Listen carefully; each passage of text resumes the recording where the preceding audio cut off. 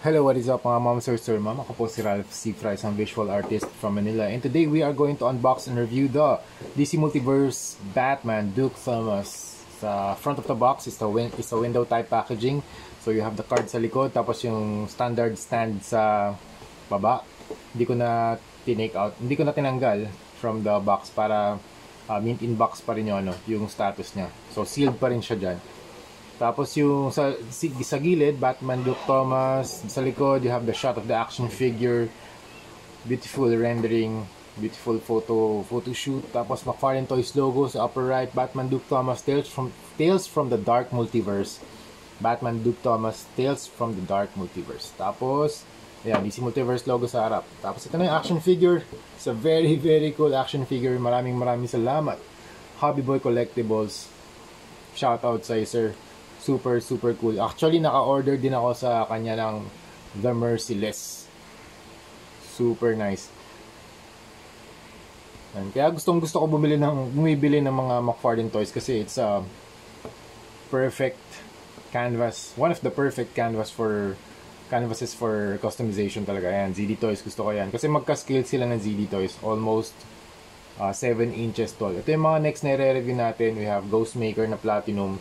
Tapos yung Ghostmaker na regular na edition. Okay? Regular release. Next natin yan.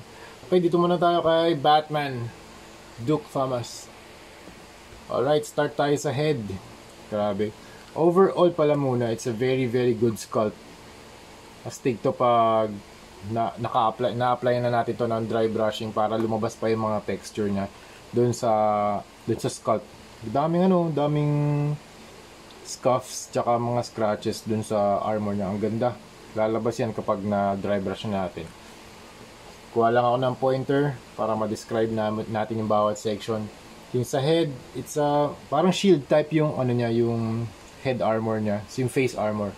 Tapos sobrang liit lang, parang Robocop style na isang line lang yung nandun sa may line of sight niya. Ayan, para makakita siya. Pero overall, nakatakip lahat ng face niya. And then you have the two Batman ears or horns. Ayan, medyo hindi naman siya matalas pero keep out of reach of children na lang. Ingat na lang din sa mga kids pag naglalaro kasi baka matusok sila. Medyo matalas lang din. Buti nga hindi super sharp eh. Ayan. Tapos dito sa kanyang shoulder armor, para siyang magkaka-overlap na mga leather plates na may mga cracks. Ayan, may mga cracks. Tapos may mga damage din. Ayan, ang ganda niyan. Ang ganda ng design nila. Ganda ng design na to. Tapos, hindi siya hard plastic yan. Medyo soft plastic siya para pag inarticulate niyo yung shoulders, hindi gaano maghihinder or hindi magagasgas yung part na to. Kasi pag hard rubber pareho, baka may tendency na magagasgas yung mga plastic eh. So, maganda yan na soft rubber lang ginamit nila dito. Lalo na sa part na to. Ayan. Lalo pag tinaas nyo yan. Ayan. Dito sila magkakaroon ng contact. Okay? Tapos yung cape is a very flexible material. So, pwede nyo i-pose yan ng ganyan. Yan. You can pose sa mga very dynamic poses. Yan, medyo nakaipit or hinahawakan ng kamay niya. Yan, ganyan. Ganda ng gawa ni McFarlane Toys dito. Tsaka ang maganda rito sa material na to, since plastic siya, pwede natin i-customize. Kumakapit din dito yung primer. Kahit na i-bend nyo siya ng mga ganito, hindi natatanggal yung pintura. Yan. Yung ginagamit kong primer dito, Bosni Flat Black. Yan. Tapos sa logo, it's a white logo on blue. Kaya nagkakaroon ng blue outline. Tapos yung inner suit niya, black na may texture. Tapos dito, ganun din, parang continuation din ng leather suit niya. Tapos may dalawang buttons dito, 1 and 2. 1 and 2. Tapos yung utility belt, ilan yung pouch niya? 1, 2, 3, 6 pouches. Tapos yung center belt niya, yellow color. Dito may outline na, ba't kaya dito may outline na white? Dito wala, no? Dito gray lang siya, oh. Gray yung color ng belt, pero dito may outline yung mga pouch. Yung yung right pouch niya, tsaka yung left pouch. Pero pag sa likod, wala na. Then you have the crotch, the legs, textured din yung legs. Natin yung mga texture. Okay naman yung texture, maganda. Very fine. Tapos dito sa kanyang legs, parang, ayun, magkaka-overlap din na, na mga armor plates. Ang ganda. Ang ganda ng pagkakagawa dito.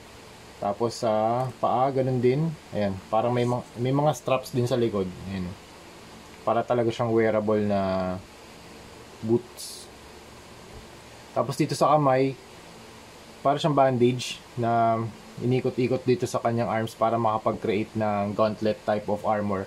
Tapos ito yung mga blades, dito rin tatlo, 1, 2, 3, medyo matalas.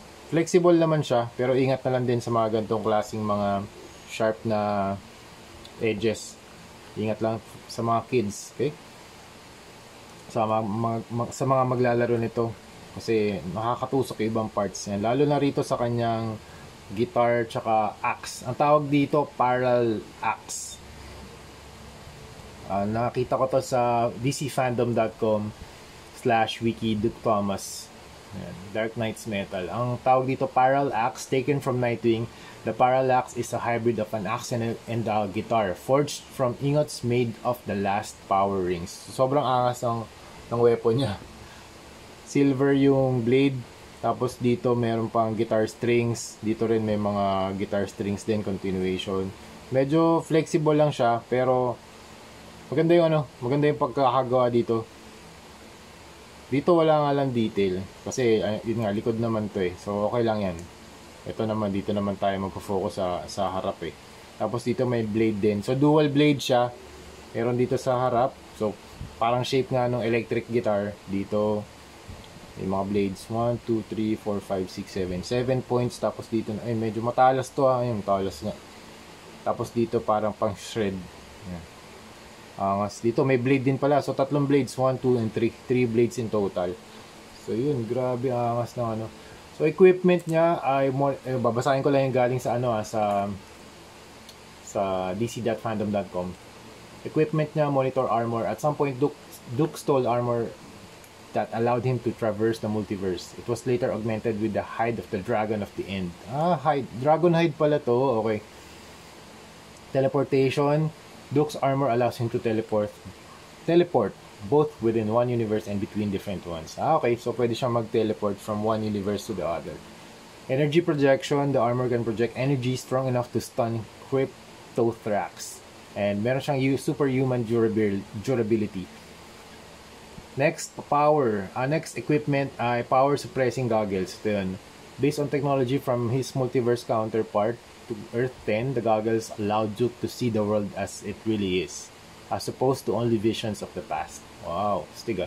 Tapos yung weapons na Parallax.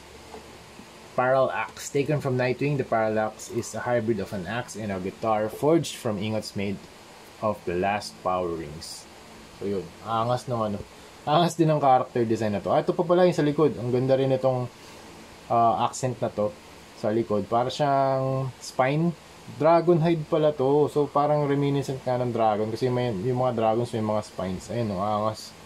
Flexible material din siya. Ayan. Tapos may mga lines dito sa gitna. Ayan. Sana baka pwede natin to i-super glue dito para hindi siya natatanggal. Para lang siya dyan. Stable lang siya dyan. Okay, tatry natin super glue mamaya. I-repair natin. Ayan, medyo baka tumuloy-tuloy ito eh. Ayan. Baka matanggal eh. Tapos ito rin palang cape design niya. Kaya pala ganito. Parang pan-dragon. Siguro to kung na-extend na ganun yung cape. Ayan. So, doon tayo sa articulation. Up and down, left and right. Medyo nag-hinder lang yung collar. Pero ayos lang yan. Up, rotation. Yung arms niya hindi na masyadong maiikot kasi nag-hinder tong part na to, yung sa cape. Okay? Ayan. Try lang natin ulit. Okay. Ayan. Hanggang dyan lang siya. Hindi nyo na maaangat. Okay? Down, up, down. Okay? Tapos double jointed elbow. Tapos ball jointed yung kamay niya. Ayan. Naiikot din yung wrists. Ball jointed nga ba to? Oh, tama, ball joint. Naiikot to eh. Pero ito kaya. May galaw pa ba to? Hindi ko alam kung may wrist pa na pa to eh. Movement pa eh. Parang wala.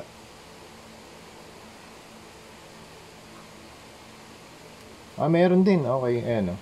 Meron din. Meron rin ding wrist movement. Okay.